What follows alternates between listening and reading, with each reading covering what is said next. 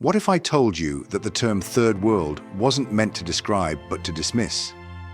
Coined during the Cold War, it was a label for nations unaligned with either the US or the USSR.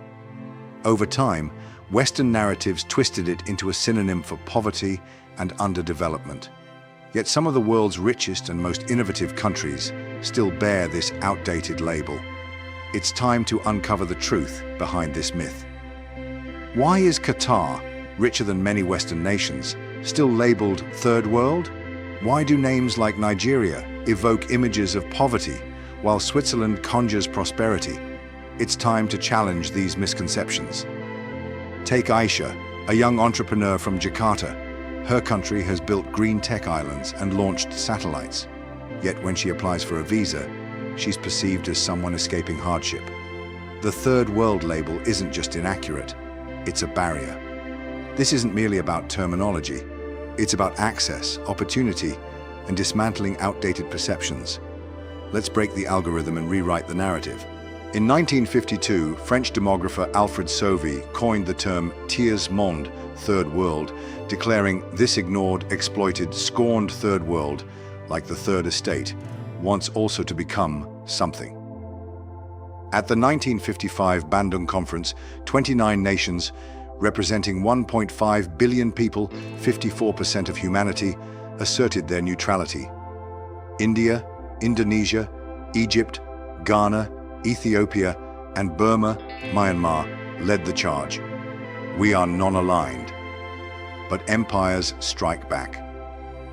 The CIA poured $3 billion annually, adjusted for inflation, into propaganda and coups to fracture this unity. By 1961, even Yugoslavia, a European communist state defying Soviet dominance, and Algeria, freshly independent after a brutal war with France, joined the non-aligned movement.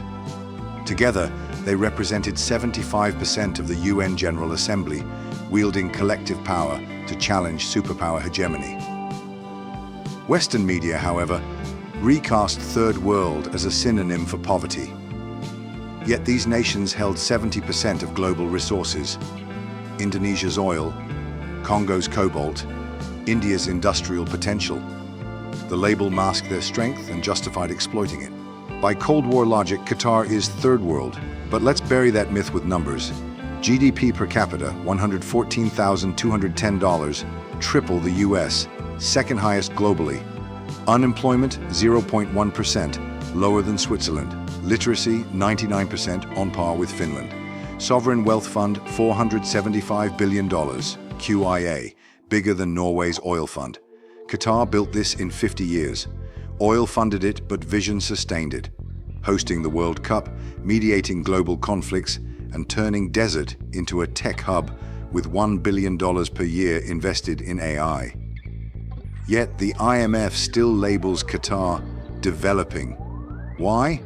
Because admitting a third world nation outplays the West, disrupts the savior complex, the lie that progress only flows from Washington to the global South. But Qatar's not alone. Singapore, zero oil, zero farmland. Now, an $88,450 GDP per capita financial titan with the world's busiest port. UAE, built Burj Khalifa, launched the Hope Mars probe, and runs a $1.5 trillion sovereign fund. Chile, 32% of energy is solar, wind, outpacing Germany, and supplies 60% of the world's lithium. Vietnam, from Agent Orange to Asia's fastest growing economy, 7% GDP growth in 2024, dethroning China in tech manufacturing.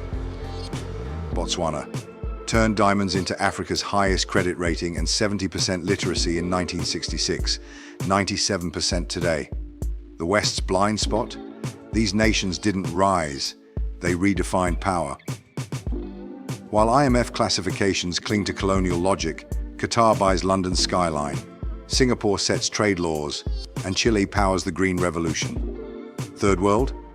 The term's not just outdated, it's a distraction from a seismic shift. The developing world is now leading. Myth: poverty is a third world problem. Fact: Bangladesh's garment exports hit $47 billion per year, enough to end US homelessness 10 times over. Nigeria's Nollywood $7 billion industry, surpassing Hollywood in output. 2,500 films per year. Meanwhile, 38 million Americans, more than Canada's population, live below the poverty line. Poverty isn't geography, it's policy. Myth: innovation flows one way. Fact: Kenya's M-Pesa handles $327 billion per year, used by 82% of adults, while 45% of Americans still rely on cash. India's Mars mission cost $74 million, 10 million cheaper than gravity, with a 90% cheaper budget than NASA's equivalent. Brazil's Embraer controls 70% of the regional jet market, outselling Boeing in Latin America. Who's backward now? Myth: chaos is their default. Fact: Costa Rica. No military since 1949. Number 1 in Latin America for democracy, Economist Index. Number 15 globally in happiness, above the US and Germany. Rwanda, from genocide to 8.1% GDP growth, 2023, and number 1 globally for women in power. Botswana, 0 coups since 1966, longer stable than France's Fifth Republic. Stability isn't a Western patent. Myth: aid saves them. Fact: for every dollar sent to Africa in aid, $2.30 bleeds out via tax evasion, debt interest and rigged trade. UNCTAD, 2020. Zambia spends 30% of its budget servicing debt to Western banks, double its combined spending on education and healthcare. Nigeria lost $18 billion to oil theft in 2023, facilitated by Western shell companies. Aid isn't charity. It's a loan shark's smile. Myth: progress wears a Western suit. Fact: Bhutan, carbon negative, 97% renewable energy, and 95% citizen happiness. No GDP obsession needed. Kerala, India, 96% literacy, higher than Mississippi. 1 doctor per 1,000 people, better than UK's NHS. Uruguay, legalized weed, gay marriage, and abortion, decades before the US, while cutting poverty by 50%. The blueprint is a delusion. The future is plural. These myths aren't just wrong, they're tools. Tools to disguise exploitation, justify paternalism, and erase the 75% of humanity rewriting the rules. The third world isn't a place, it's a lie.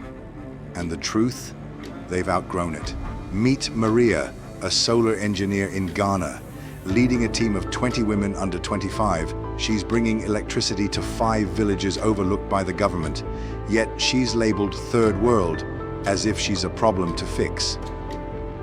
Consider Haiti, the first black republic, forced to pay France 150 million francs in 1825 for its independence, a debt equivalent to over $21 billion today.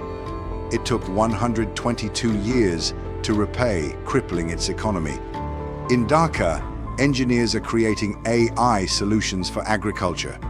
In Lima, artists reclaim spaces with powerful murals. In Nairobi, teenagers develop apps to combat injustice. Yet they're all confined by the third world label. As historian Jean-Eddy St. Paul puts it, underdeveloped is a myth. Our ancestors' sacrifices built empires, yet we're called beggars. It's time to recognize the truth. This isn't just about economics. It's about systemic violence. When a Nigerian doctor in London is praised, but her sister in Lagos is deemed low productivity, the bias is clear. Maria doesn't need saviors. She needs recognition. It's time to dismantle these labels and acknowledge the reality. So next time someone says third world, hit them with this. Qatar's GDP per capita is $114,000. Lagos's Yaba tech hub Bertildid Flutterwave, Africa's first $3 billion fintech unicorn. Peru feeds 40% of the world's quinoa. This isn't a developing story, it's a revolution. Here's how you fight back.